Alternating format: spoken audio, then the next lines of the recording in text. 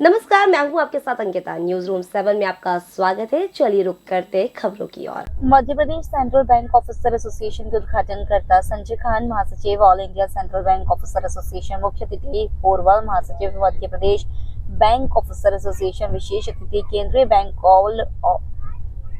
Bank of India के zonal head महाप्रबंधक तरसीम सिंह जरा, Madhya Pradesh bank employees association के बुक महासचिव मोहम्मद नजीर कुरैशी, सीबीआई भोपाल जोन के महासचिव महेंद्र गुप्ता का क्रांतिकारी अभिवादन करता हूं। मैं आप Madhya Pradesh central bank officers association के 8वें अधिवेशन में भाग ले रहे प्रदेश भर से आए प्रतिनिधि, पर्यवेक्षकों एवं पूर्व सदस्यों संगठन के सदस्य मौजूद। सर, पहले तो अपना परिचय दीजिए। मैं Sanjay Kumar Khan, general secretary all India central bank officer association and general secretary all India bank officer association. आज हम लोग का एमपी में 8वां अधिवेशन हो रहा है MP bank officer central bank officer association का, और उसी कड़ी में हम लोग यहाँ इकट्ठा हुए हैं। ये हमारा 8वां अधिवेशन है। कितने लोग आए सर, कहाँ से हैं? ये हमारे पूरे मध्य प्रदेश से, जो भोपाल जोन है उसमें काम करने वाले जितने भी रीजन हैं, उस रीजन से सभी डेलीगेट ऑफिसर यहाँ शिरकत करने आए हैं। और MPBOA जो सभी बैंकों का संगठन है, उसके महासचिव भाई कॉमरेड अरविंद पोरवाल जी भी हमारे साथ हैं आज इस कॉन्फ्रेंस में। सर, मुख्य रूप से किन चीज़ों को लेकर चर्चा हुई है आज हमारी चर्चा विशेष रूप से बैंकिंग के अंदर जिस तरह का टॉक्सिक वर्क कल्चर बनता जा रहा है, जो वर्क प्रेशर है और जो रिक्रूटमेंट नहीं हो रही है, जिस वजह से लाखों की संख्या में पद खाली हैं, उसको भरने के लिए सरकार अभी तक कोई ठोस कदम नहीं उठा रही। और उसके साथ साथ बैंकों में बढ़ते हुए NPA, जो आप सभी जानते होंगे कि नॉन परफॉर्मिंग एसेट, उसको लेकर के चर्चा की जा रही है। और उस कड़ी में जो IBC के द्वारा जिस तरह का कॉरपोरेट लूट अलाउ किया जा रहा है वर्तमान सरकार के द्वारा, उसके ऊपर भी गहन चर्चा हो रही है।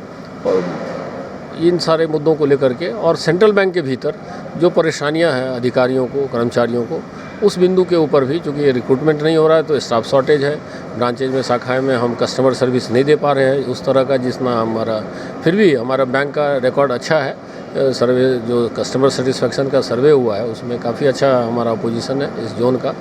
लेकिन उसके बावजूद हमें जो बेहतर से बेहतर सेवा दे सकने में सक्षमता होनी चाहिए थी, वो कहीं ना कहीं स्टाफ शॉर्टेज की वजह से नहीं हो पा रहा है। सर, कई बार ऐसा भी देखने में आता है कि बैंक कर्मचारी अपनी मांगों को लेकर प्रदर्शन करते हैं, तो उनका भी क्या कुछ निराकरण निकलेगा? बिल्कुल, हम लोग आज इस अधिवेशन के माध्यम से रिजोल्यूशन पास करेंगे कि जो हमारी वर्तमान समस्याएं हैं, जो मैंने बताया आपको कि रिक्रूटमेंट का है, या हमारा वो NPA का है, या हमारा अदर इशूज उससे रिलेटेड जितने भी हैं, उन सारे मुद्दों को लेकर के आने वाले समय में हमने इस संघर्ष की एक रूपरेखा तैयार करनी है आज, और उसको लेकर के आगे बढ़ने का काम करेंगे अखिल भारतीय स्तर पे, राज्य स्तर पे, और इन तमाम सभी बैंकों को इकट्ठा करके उस सारे बिंदुओं को लेकर के सरकार से उस बात को रिजॉल्व करने के लिए संघर्ष किया जाएगा।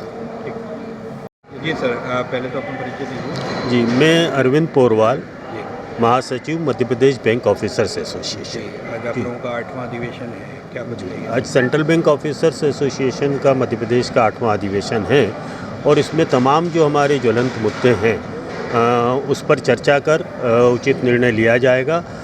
खासकर आज की समस्या जो बैंकों की है, एक तो बैंकों में शॉर्टेज ऑफ स्टाफ, जो एक्यूट शॉर्टेज ऑफ स्टाफ है, उसके कारण हमारी ग्राहक सेवा प्रभावित हो रही है, क्योंकि बैंकिंग एक सर्विस इंडस्ट्री है। और आज डिजिटलाइजेशन के उसके कारण जो तमाम चुनौतियां भी बैंकिंग में हैं, लगातार साइबर सिक्योरिटी की समस्या, डाटा प्राइवेसी की समस्या आ रही है, और हमें लगातार बैंकों में जो आउटसोर्सिंग बढ़ रही है, बाहरी एजेंसियों से ठेकेदारी पे जो काम कराया जा रहा है, उससे जो परमानेंट स्टाफ है उसकी जिम्मेदारी ज़्यादा बढ़ जाती है कि वो ग्राहकों के पैसों की सुरक्षा करे, ग्राहकों के अधिकारों की सुरक्षा करे, तो वह भी एक चर्चा का विषय है। दूसरा, बढ़ते हुए नॉन परफॉर्मिंग एसेट जो बैंकों में है, हमारा यह कहना है और हमारी मांग AIBA की, all India bank officers association की, all India bank employees association की है कि इनकी जो विलफुल डिफ़ॉल्टर्स हैं बड़े कारपोरेट्स हैं, इनको बजाय आईबीसी या इनके सुविधाएं देते हुए और इनको हमारे असेट्स कौड़ियों के दाम पे बेच दिए जाएं,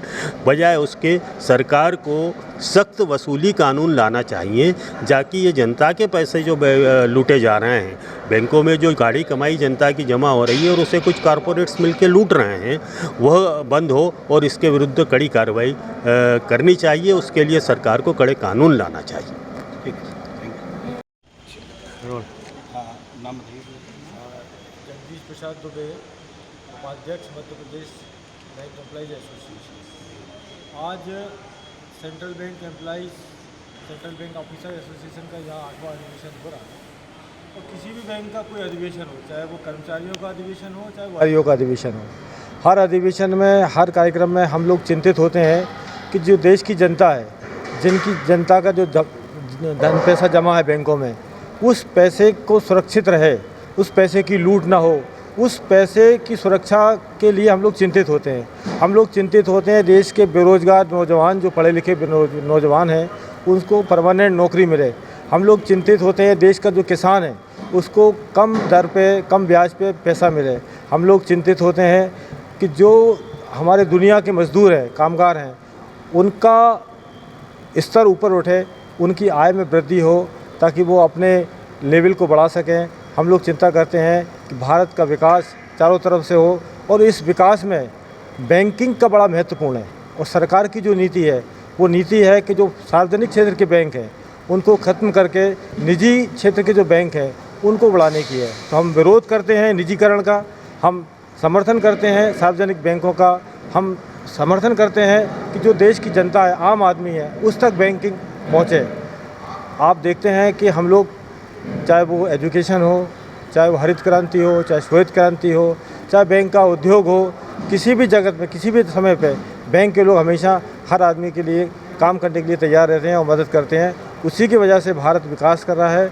और आज जिस तरह से जो इकोनॉमी भारत की चल रही है, उसमें बैंकों का बड़ा महत्वपूर्ण योगदान है, और इस योगदान को और बढ़ाने की आवश्यकता है, ना कि घटाने की। पर सरकार की जो नीति है वो ऐसी है, उन बैंकों पर उनकी नज़र है, और देश की जनता का जो पैसा जमा है उस पर उनकी नज़र है कि इस पैसे का उपयोग वो अपने हितों में कर सकें।